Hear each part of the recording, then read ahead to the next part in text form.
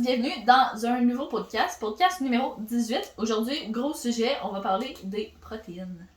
Yes sir, donc exactement ça dans le fond, on va parler des protéines aujourd'hui, on va parler de leur rôle, on va parler des sources de protéines, puis combien que tu devrais en consommer aussi, faire vraiment un petit topo sur les protéines, puis c'est quoi dans le fond, les fameuses protéines. Ouais, donc... Fait que je commence ça, on va tout de suite vous expliquer c'est quoi le rôle des protéines pour commencer. En fait, il faut savoir que les protéines, ça va être considéré comme ton matériau de construction dans ton corps. Puis, ça va servir en fait à reconstruire les tissus musculaires, régénération de la peau, des ongles, des cheveux, toutes des affaires comme ça que ton corps va utiliser ce matériau-là. Il faut savoir que les protéines aussi doivent être décomposées en acides aminés. On entend souvent le mot acide aminé, que ce soit dans les suppléments ou souvent, en tout cas, vous allez avoir entendu ça. Mais en fait, c'est les sources de protéines ta protéine qui a été décomposée en plusieurs acides aminés, puis qu'à ce moment-là, les acides aminés vont être utilisés dans ton corps pour les fonctions déterminées selon les différents acides aminés. Parce qu'ils n'ont pas toutes la même fonction. En fait, certains acides aminés font des jobs dans ton corps que d'autres font pas. Ils ont chacun un peu leur fonction qui leur est propre. C'est ça. Puis, dans le fond, les protéines, c'est un macronutriment qui est essentiel au corps. Le corps peut pas faire de la protéine lui-même.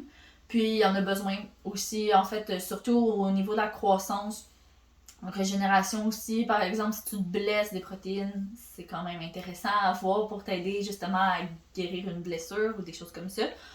Puis, aussi pendant la période de croissance. Donc, si vous êtes quelqu'un qui avait des enfants, puis qu'il est plus du genre à tout le temps vouloir manger juste des pâtes avec juste des pâtes avec du beurre, c'est pas optimal dans le sens où il y a pas de protéines dans son repas, puis surtout qu'il est en période de croissance, ben c'est important pour lui d'avoir des protéines pour justement tout ce qui est la construction des tissus musculaires, puis toutes ces choses-là. Exactement, c'est vraiment c'est indispensable, autant à nous encore en tant qu'adultes ou même les personnes âgées, que ce soit les adolescents et les enfants aussi, c'est vraiment un macronutriment qui est indispensable au corps humain. Parce qu'en fait, il faut savoir qu'il y a certains acides aminés qui sont dites essentiels, tandis que d'autres non. Mais ça veut dire qu'il y a des acides aminés essentiels que notre corps ne peut pas produire. Donc, on doit les avoir en fait de l'extérieur, donc par la nourriture. Ouais, puis là, dans le fond, il y a souvent énormément, je pense que c'est une des questions qui revient le plus souvent. Combien de protéines il faut que je mange? Il y en a de toutes les sortes, il y a plein de trucs qui ont entendu, qui ont été vus, comme quoi tu devais manger 2 livres par poids de corps, 2 grammes par poids du corps en livres, tu devais manger 5 grammes par kilo de poids de corps, ou que tu devais pas manger plus que 100 grammes par jour. Plein d'affaires. Mais selon plusieurs études et recherches, là on va parler du monde qui sont en musculation, qui veulent prendre de la masse puis tout ça. Pour prendre de la masse, idéalement, tu tirerais entre 0,8 g à 1,2 g par livre de poids de corps si ton pourcentage de masse grasse est pas trop haut. Parce que si t'es quelqu'un qui pèse environ 300 livres, t'as pas nécessairement besoin de 300 g de protéines. T'sais, avec un 150, 170, peut-être même moins que ça, tu vas bien t'en sortir. Donc si t'es quelqu'un qui est plus en surpoids, peut-être diminuer un petit peu le chiffre, donc peut-être aller vers un 0,6 g par livre de poids de corps, je pense que ça ferait un bon, bon niveau. En fait, c'est quand ton pourcentage de masse grasse va être plus élevé de 15% environ, puis c'est sûr qu'il y en a qui ne pourront pas situer c'est combien 15%, mais dans le fond, c'est de s'assurer que si on est un peu plus gras, mais ça ne veut pas nécessairement dire que ton corps a besoin de plus de protéines. Par contre, si tu pèses 300 livres, mais de muscles pratiquement secs, mais oui, là, ton apport en protéines devra être plus élevé. Ouais, c'est ça exactement. Dans le fond, le 0,8 à 1,2, c'est pour la population générale. Parce que si t'es quelqu'un qui pèse 200 livres de muscles secs, tu vas probablement avoir peut-être un petit peu besoin de plus. C'est aussi les stéroïdes. Si t'es quelqu'un qui consomme des stéroïdes, le chiffre... Ta synthèse de protéines va être beaucoup plus élevée en fait, donc tu vas pouvoir te permettre de manger un peu plus de protéines aussi.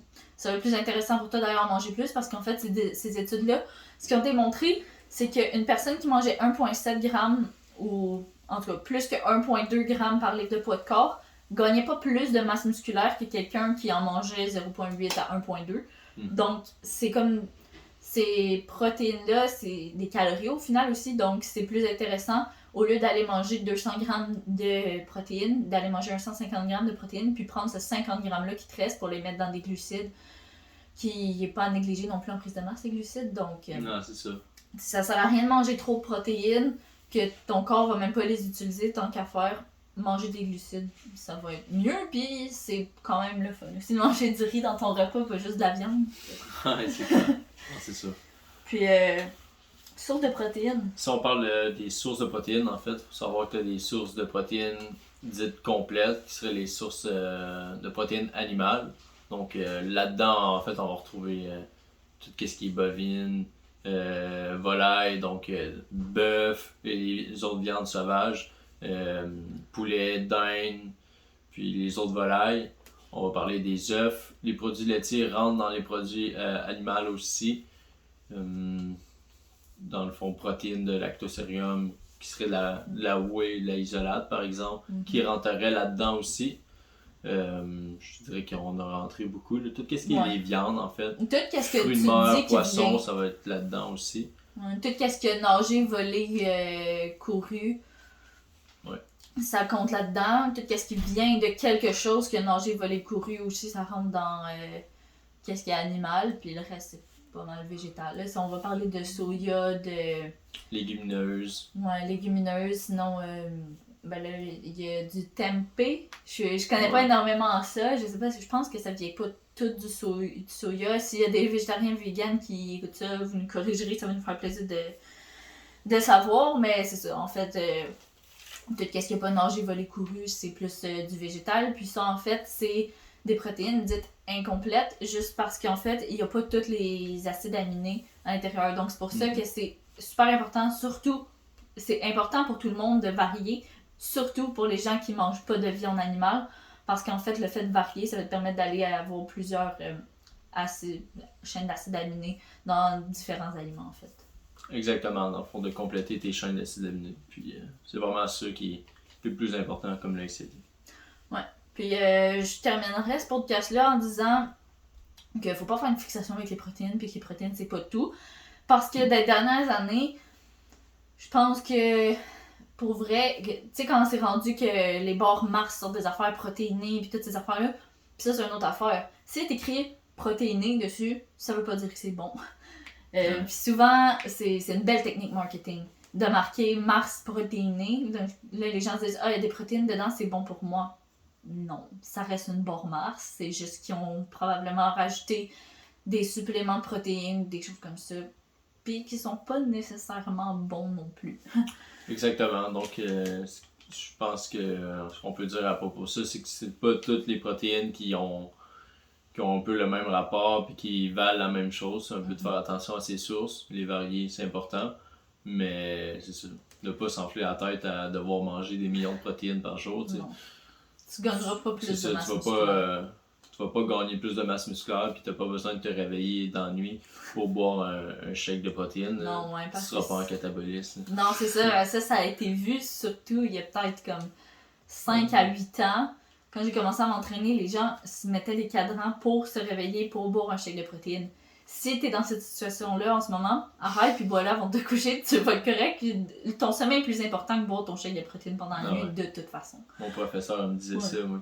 Il se levait la nuit pour boire son shake de protes. Non, mais tu sais, comme...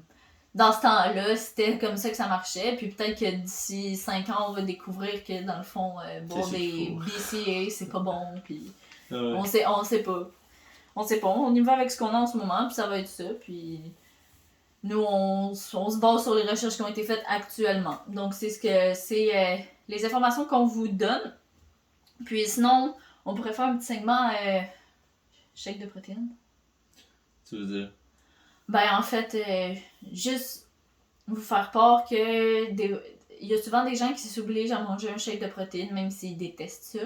Si t'aimes pas ça, tu peux remplacer ton shake de protéines par n'importe quoi qui est une source de protéines. Donc tout ce qu'on a nommé tantôt, je te conseille, si t'es quelqu'un qui mange de la viande, je te conseillerais peut-être d'y aller avec une source de viande animale. Mais si t'es quelqu'un qui mange pas de viande animale, c'est correct aussi. Si t'aimes pas les shakes de protéines, t'es pas obligé d'en manger. T'es quasiment mieux même d'aller manger des vrais aliments qui contiennent des protéines. Les protéines, c'est juste un supplément pour des gens qui ont de la misère à atteindre leur quota de protéines. Puis ça peut être intéressant pour mettre dans des recettes. Mais autre que ça, si tu manges du poulet à la place de ton shake, tu vas pas perdre la masse. Ben non, exactement. Au final, ça reste que c'est la même chose. C'est vraiment les protéines qu'on va regarder.